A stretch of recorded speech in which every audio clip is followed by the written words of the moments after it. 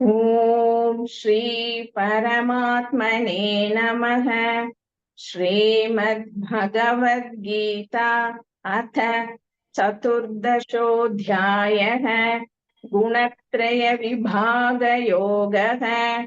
श्री भगवानुवाच परं भूयः प्रवक्ष्यामि ज्ञानानाज्ञानमुत्तमम् यज्ञात्वा मुनयः सर्वे परां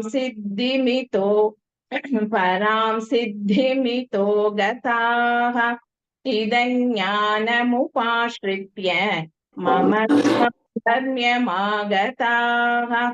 सर्गेऽपि नोपजायन्ते प्रलये न व्यथन्ति च।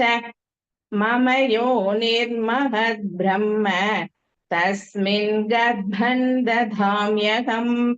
सम्भवः सर्वभूतानां ततो भवति भारत। सर्वयोनिषु कौन्तेय मूर्तयः सम्भवन्ति याः तासां ब्रह्म महद्योनिः। अहं बीजप्रदः पिता।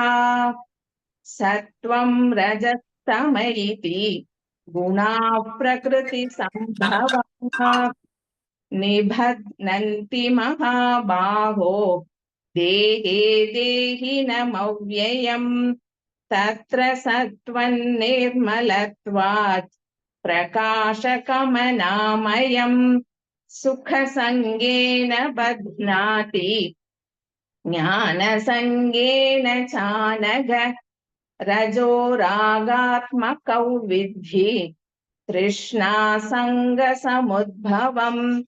तन्निबध्नाति कौन्तेय कर्मसङ्गेन देहिनम्।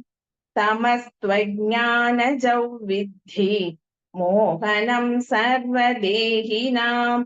प्रमादालस्य निद्राभिः तन्निबध्नाति भारत। सत्वं सुखे संजयति रजः कर्मणि भारत। ज्ञानमावृत्य तु तमः प्रमादे संजयत्युत। रजस्तमश्चाभिभूय सत्वं भवति भारत। रजः सत्वं तमश्चैव तमः सत्वं रजस्तथा। सर्वद्वारेषु देहेऽस्मिन् प्रकाश उपजायते। ज्ञानै यदा तदा विद्यात् विवृद्धं सत्त्वमित्युत। लोभः प्रवृत्तिरारम्भः कर्मणामशमस्पृहा। रजस्येतानि जायन्ते विवृद्धे भरतर्षभ। अप्रकाशो प्रवृत्तिश्च प्रमादो मोह एव च। तमस्येतानि जायन्ते विवृद्धे कुरु नन्दन। यदा सत्त्वे प्रवृद्धे तु प्रलयै याति देहभृत्।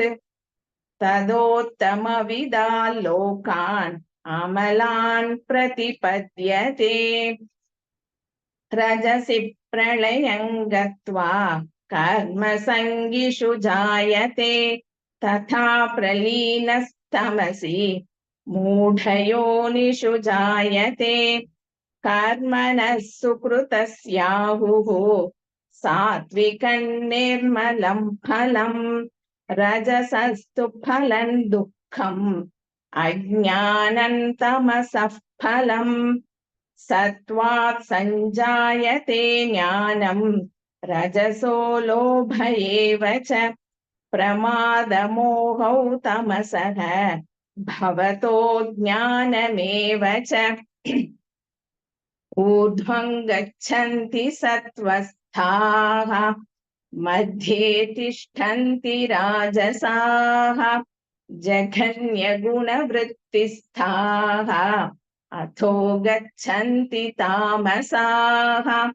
नान्यं गुणेभ्यः कर्तारम् यदा द्रष्टानुपश्यति गुणेभ्यश्च परौ वेति मद्भावं सोऽधिगच्छति गुणानेतानतीत्यत्रीन् देहि देहसमुद्भवान् जन्म मृत्युजरा दुःखैः विमुक्तो मृतमश्नुते अर्जुन उवाच कैर्लिङ्गैः स्त्रीन् गुणानेतान् अतीतो भवति प्रभो किमाचारः कथञ्चैतान् स्त्रीन् गुणानतिवर्तते श्रीभगवानुवाच प्रकाशञ्च प्रवृत्तिञ्च मोहमेव च पाण्डव न द्वेष्टि सम्प्रवृत्तानि न निवृत्तानि काङ्क्षति उदासीनवदासीनः गुणैर्यो न विचाल्यते गुणा वर्तन्त इत्येव योऽवतिष्ठति नेङ्गते समदुःखः सुखः स्वस्थः समलोष्टाश्मकाञ्चनः तुल्यप्रिया प्रियो धीरः तुल्यनिन्दात्मसंस्तुतिः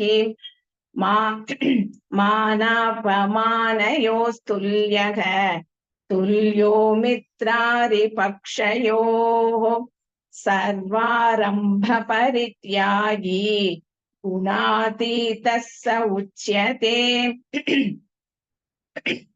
माञ्चयो व्यभिचारेण भक्तियोगेन सेवते सगुणान् समतीत्यैतान् ब्रह्म भूयाय कल्पते ब्रह्मणो हि प्रतिष्ठाहम् अमृतस्याव्ययस्य च शाश्वतस्य च धर्मस्य सुखस्यैकान्तिकस्य च ॐ तत्सदिति श्रीमद्भगवद्गीतासु उपनिषत्सु ब्रह्मविद्यायां योगशास्त्रे श्रीकृष्णार्जुनसंवादे गुणत्रयविभागयोगो नाम चतुर्दशोऽध्यायः सर्वधर्मान्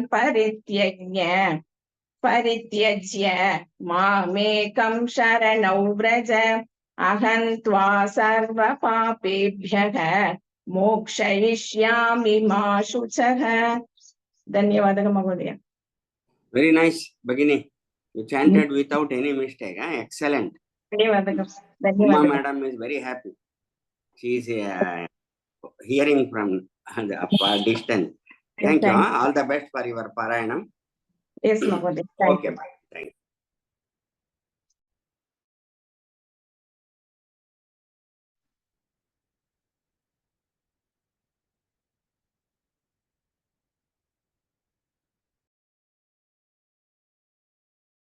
Rajalakshmi Bhagini. Yes, Namaste, yes. Namaste, your Bhagavan. video is horizontal. Turn your camera. Okay. Now it is okay. Okay. Start chanting, Bhagini. Okay, Magadya. Dhanyavad. Namaste. Om Shri Paramatmane Namaha. Srimad Bhagavad Gita Atha Chaturdashodhyayaha Gunatraya Vibhaga Yogaha Shri Bhagavanuvacha Param Bhuyah Pravakshyami Jnanananyānamuttamam Yajñātva munayah sarve Param siddhimito gathaha Itang jnanamupashritya Mama sadharmyamāgathaha Sarge pinopajayante Pralayena vyatanti cha Mama yo nirmahad brahma Tasmin garbhan dadamyaham Sambhava sarva bhutanam Tato bhavati bharata Sarvayonishu kaunteya Murtaya sambhavantiyaha तासां ब्रह्म महत् योनिः अहं बीजप्रदः पिता सत्वं रजस्तम इति गुणाः प्रकृतिसम्भवाः निबध्नन्ति महाबाहो देहे देहिनमव्ययम् तत्र सत्त्वन्निर्मलत्वात् प्रकाशकमनामयम् सुखसङ्गेन बध्नाति ज्ञानसङ्गेन चानघ रजो रागात्मकौ विद्धि तृष्णासङ्गसमुद्भवम् तन्निबध्नाति कौन्तेय कर्मसङ्गेन देहिनम् तमस्त्वज्ञानजौ विद्धि मोहनं सर्वदेहिनां प्रमादालस्य निद्राभिः तन्निबध्नाति भारत सत्वं सुखे संजयति रजः कर्मणि भारत ज्ञानमावृत्य तु तमः प्रमादे संजयत्युत रजस्तमक्षाभिभूय सत्वं भवति भारत रजः सत्वं तमश्चैव तमः सत्वं रजस्तथा सर्वद्वारेषु देहेऽस्मिन् प्रकाश उपजायते ज्ञानं यदा तदा विद्यात् विवृद्धं सत्वमित्युत लोभः प्रवृत्तिरारम्भः कर्मणामशमस्पृहा रजस्येतानि जायन्ते विवृद्धे भरतर्षभ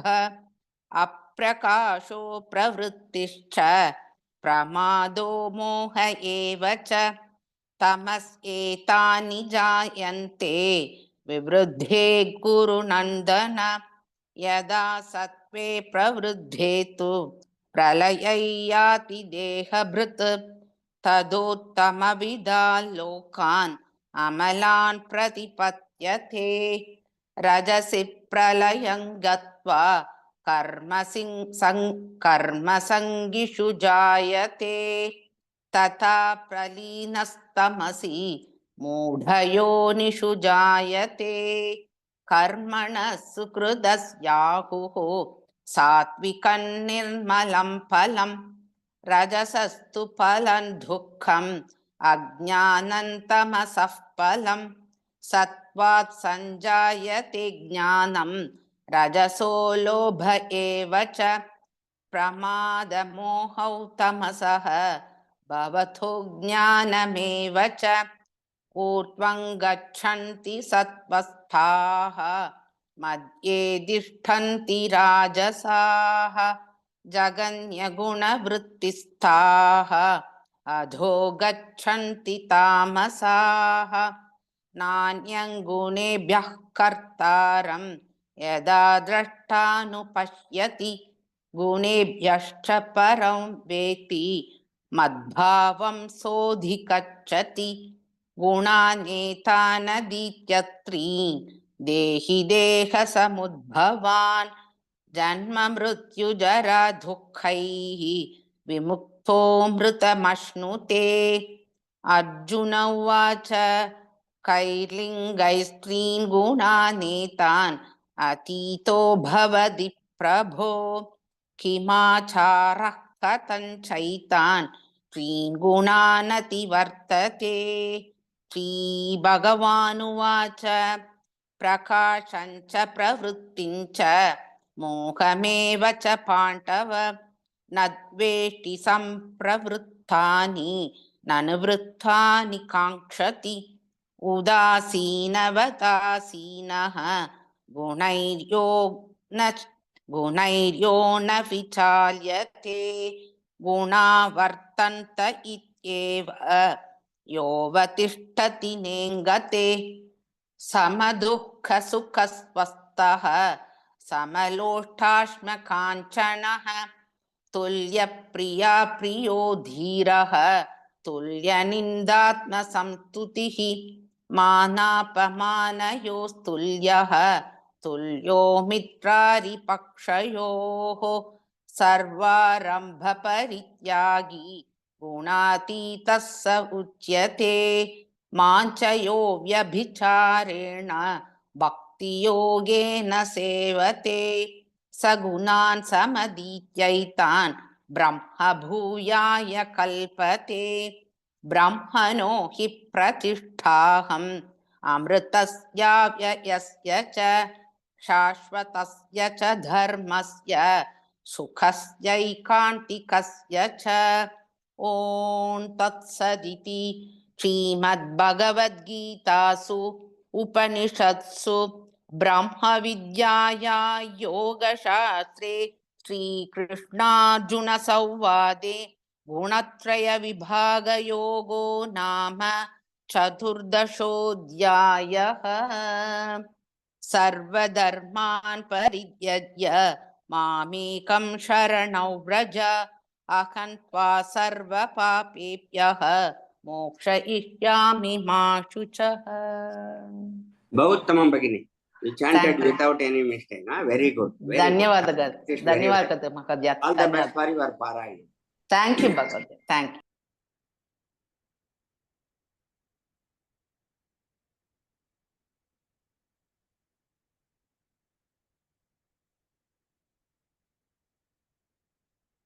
Namaste, Mahodaya.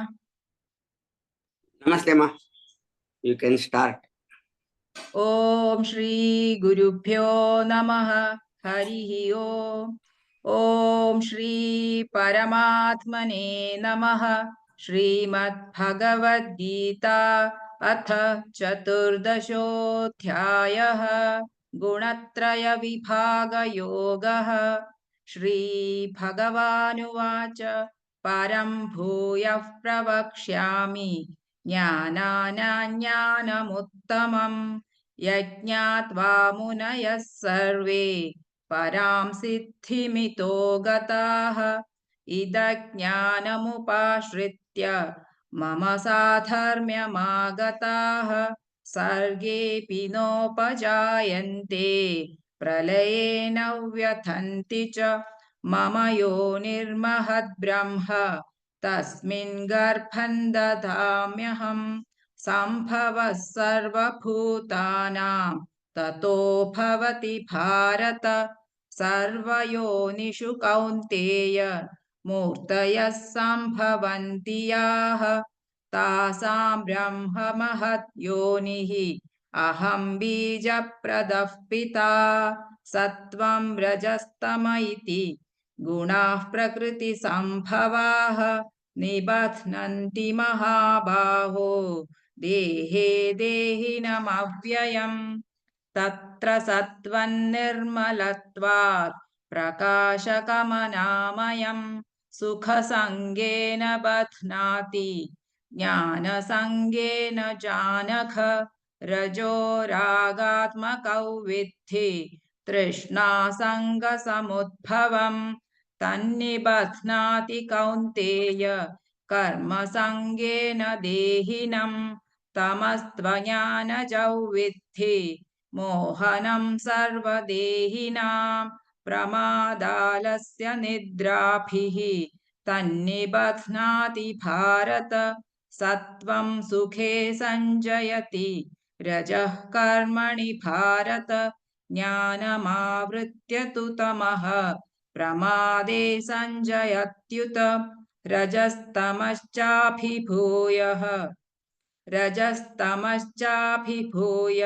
सत्त्वं भवति भारत रजः सत्त्वं तमश्चैव तमः सत्त्वं रजस्तथा सर्वद्वारेषु देहेऽस्मिन् प्रकाश उपजायते ज्ञानै यदा तदा विद्यात् विवृद्धं सत्त्वमित्युत लोभः प्रवृत्तिरारम्भः कर्मणामशमस्पृहा रजस्येतानि जायन्ते विवृद्धे भरतर्षभ अप्रकाशो प्रवृत्तिश्च प्रमादो मोह एव च तमस्येतानि जायन्ते विवृद्धे कुरु नन्दन यदा सत्त्वे प्रवृद्धे तु प्रलयं याति देहभृत् तदोत्तमविदान् लोकान् अमलान् प्रतिपद्यते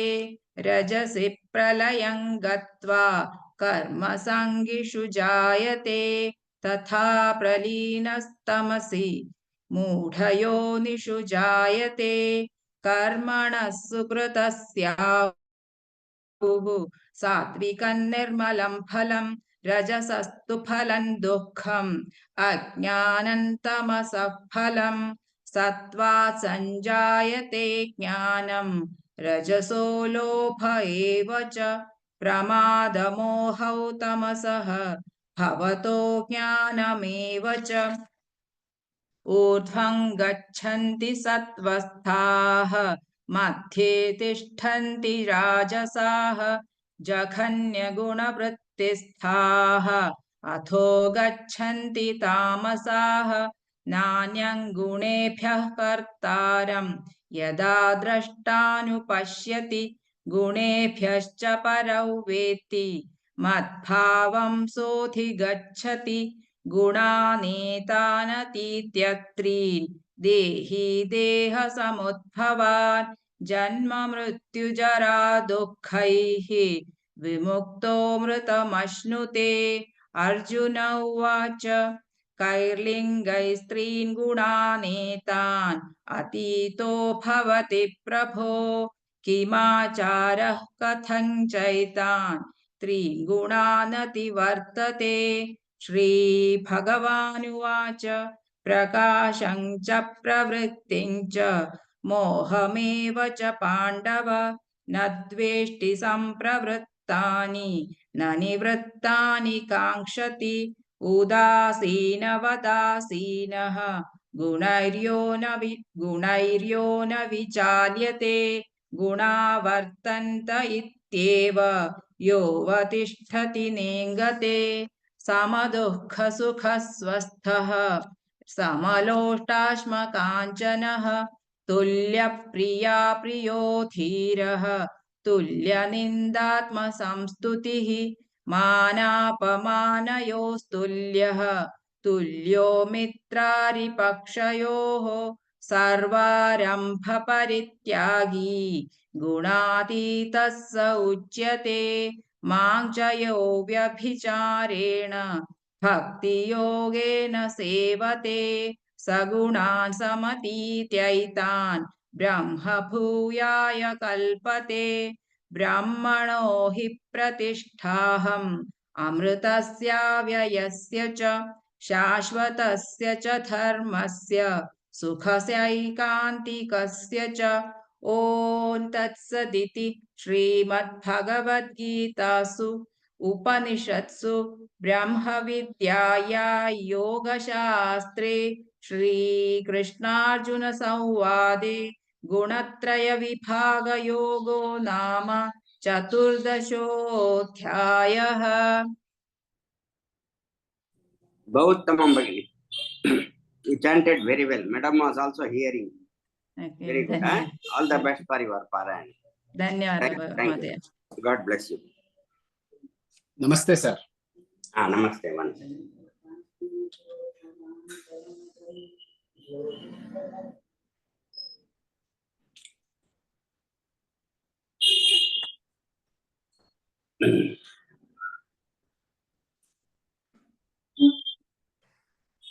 Okay, Mahodaya, start slowly. Chant. Om Shri Gurubhyo Namaha Harihi Om Shri Paramatmane Namaha Srimad Bhagavad Gita Atha Chaturdashodhyayaha Gunatraya Vibhaga Yogaha Shri Bhagavanuvacha Param Bhuyah Pravakshyami Gnananam Gnanamuttamam Yagnatva Munayas Sarve Param Siddhimito Gataha Idam Gnanamupashritya Mama Sadarmyamagataha Sargepi Nopajayante Pralaye Nauvyatanti cha Mama yo nirmahad brahma तस्मिन् गर्भं दधाम्यहं सम्भवः सर्वभूतानां ततो भवति भारत सर्वयोनिषु कौन्तेया मूर्तयः सम्भवन्ति याः तासां ब्रह्म महद्योनिः अहं बीजप्रदः पिता सत्वं रजस्तम इति गुणाः प्रकृतिसम्भवाः निबध्नन्ति महाबाहो देहे देहिनमव्ययम् तत्र सत्वं निर्मलत्वात् प्रकाशकमनामयम् सुखसङ्गेन बध्नाति ज्ञानसङ्गेन चानघ रजोरागात्मकौ विद्धि तृष्णासङ्गसमुद्भवम् तन्निबध्नाति कौन्तेया कर्मसङ्गेन देहिनम् तमस्त्वौ ज्ञानजौ विद्धि मोहनं सर्वदेहिनाम् प्रमादालस्य निद्राभिः तन्निबध्नाति भारत सत्वं सुखे संजयति रजः कर्मणि भारत ज्ञानमावृत्य तु तमः प्रमादे संजयत्युत रजस्तमश्च भूयाः सत्वं भवति भारत रजः सत्वं तमश्चैव तमः सत्वं रजस्तथा सर्वद्वारेषु देहेऽस्मिन् प्रकाश उपजायते ज्ञाने यदा तदा विद्याद् विवृद्धं सत्वमित्युत लोभः प्रवृत्तिरारम्भः कर्मणामशमस्पृहा रजस्येतानि जायन्ते विवृद्धे भरतर्षभ अप्रकाशो प्रवृत्तिश्च प्रमादो मोह एव च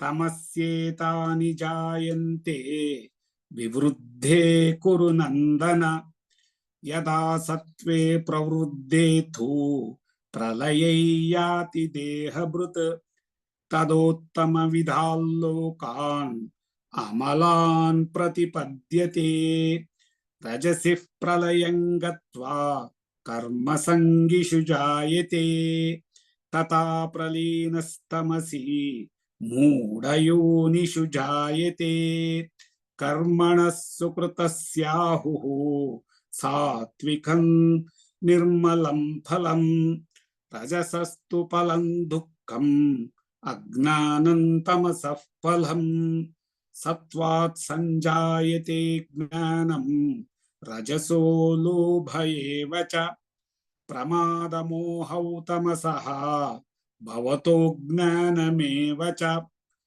ऊर्ध्वं गच्छन्ति सत्त्वास्ताः मध्ये तिष्ठन्ति राजसाः जगन्यगुणवृत्तिस्ताः अधो गच्छन्ति तामसाः नान्यं गुणेभ्यः कर्तारं यथा द्रष्टानुपश्यति गुणेभ्यश्च परं वेत्ति मद्भावं सोऽधिगच्छति गुणानेतानतीत्यत्रीन् देही देहसमुद्भवान् जन्म मृत्यु जरा दुःखैः विमुक्तो मृतमश्नुते अर्जुन उवाच कैर्लिङ्गैस्त्रीन् गुणानेतान् अतीतो भवति प्रभो किमाचारः कथं चैतान् त्रीन् गुणानतिवर्तते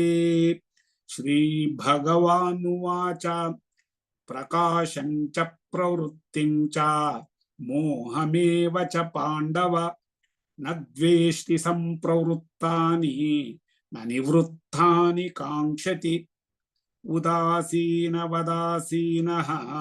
गुणैर्यो न विचाल्यते गुणा वर्तन्त इत्येव यो वतिष्ठति नेङ्गते समदुःखः सुखस्वस्थः समलोष्टाश्मकाञ्चनः तुल्यप्रियमदासीनः प्रिया प्रियो धीरः तुल्यनिन्दात्मसंस्तुतिः मानापमानयोस्तुल्यः तुल्यो मित्रारिपक्षयोः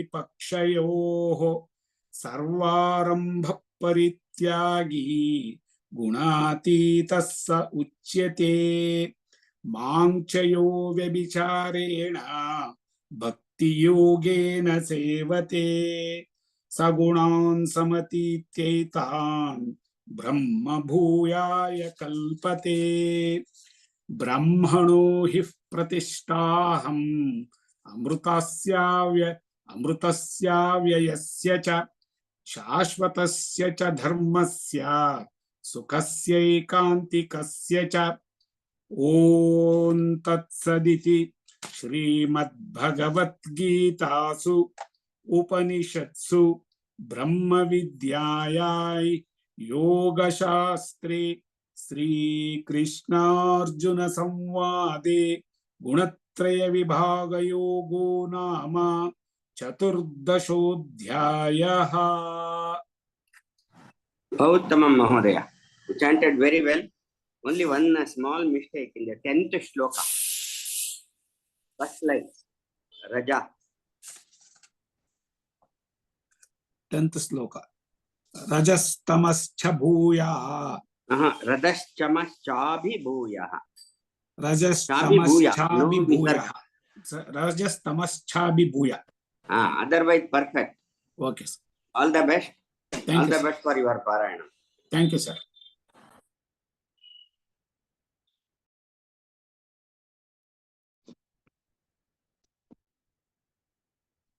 Namaste Mahodaya.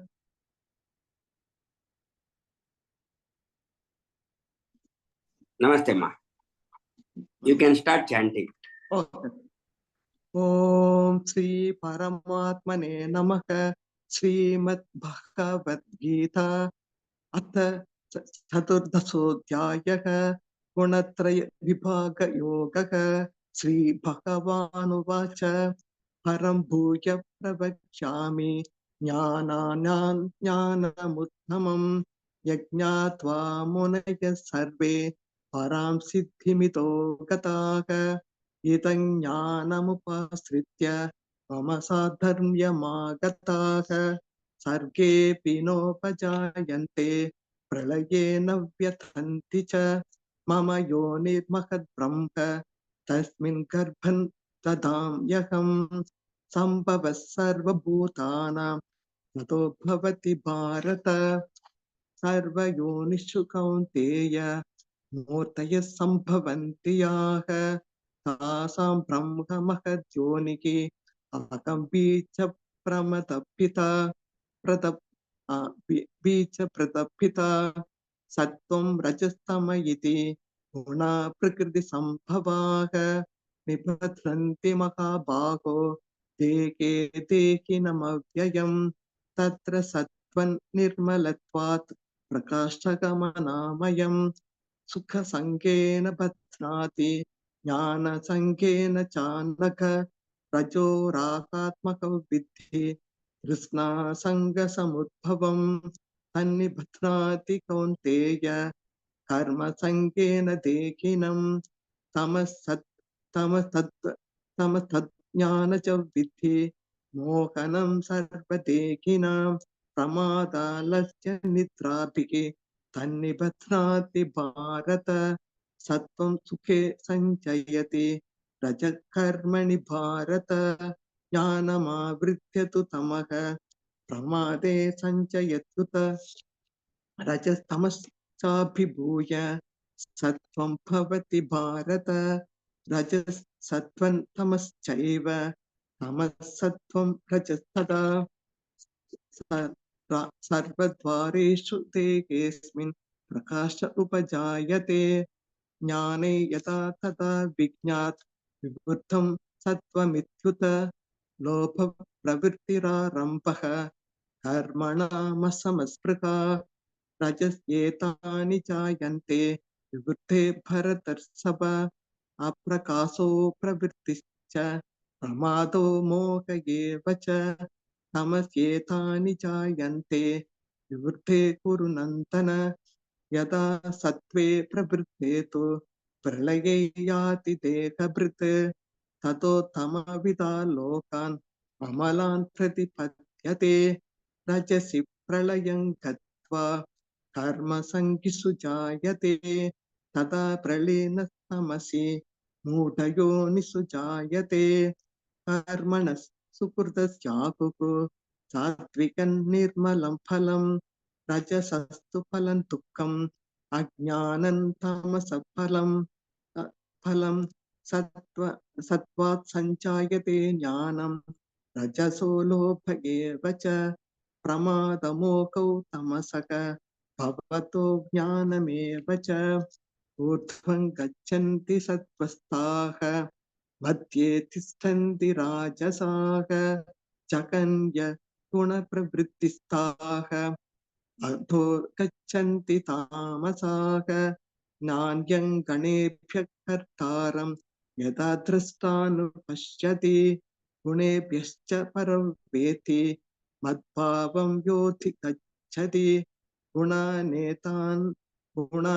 गुणानेतानतीत्यत्रीन् देही देहसमुद्भवान् जन्म मृत्युजरा दुःखैः विमुक्तो मृतमश्नुते अर्जुन उवाच कैर्लिङ्गे स्त्रीन् गुणानेतान् अतीतो भवति प्रभो किमाचार कथं चैतान् स्त्रीन् गुणानतिवर्तते श्रीभगवानुवाच प्रकाशञ्च प्रवृत्तिञ्च मोहमेव च पाण्डव न द्वेष्टि सम्प्रवृत्तानि न निवृत्तानि काङ्क्षति उदासीनवदासीनः गुणैर्यो न विचाल्यते गुणा वर्तन्त इत्येव योऽवतिष्ठति नेङ्गते समदुःख सुखस्वस्थः समलोष्टास्मकाञ्चनः तुल्यप्रिया प्रियो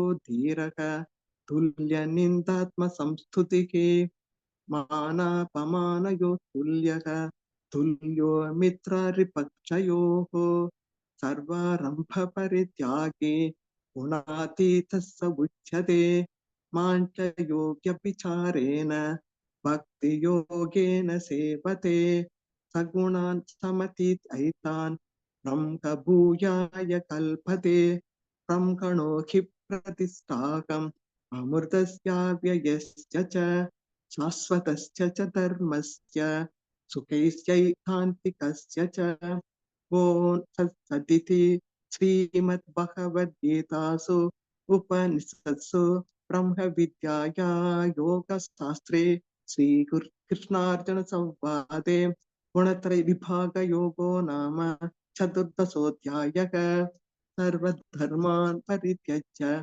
मामेकं शरणं व्रज अहं त्वा सर्वपापेभ्यः मोक्षयिष्यामि मा शुचः. Bhuttamam Bhagini. You chanted very well, slow and Dhanyavad. steady. Thank you. Thank you. All the Dhanyavad. best for your parayana. Very well. Thank you. Thank you. Okay, ma'am. Okay, bye.